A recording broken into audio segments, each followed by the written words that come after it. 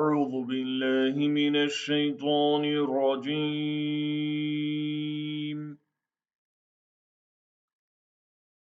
بسم الله الرحمن الرحيم.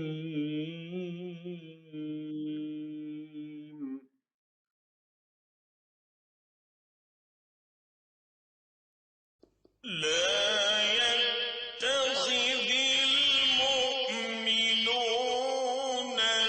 الكافرين أولياء من دون المؤمنين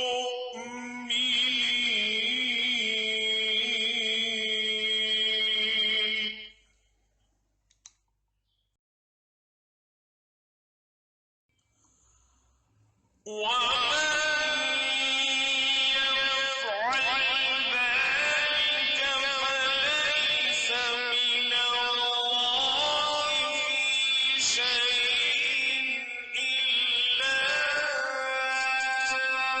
أن تتقوا منهم تقاه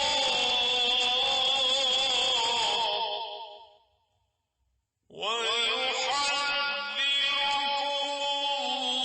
الله نفسه وإلى الله المصير।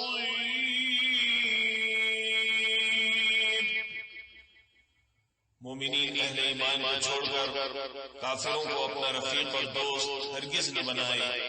जो ऐसा करेगा उसका अल्लाह से कोई ताल्लुक नहीं।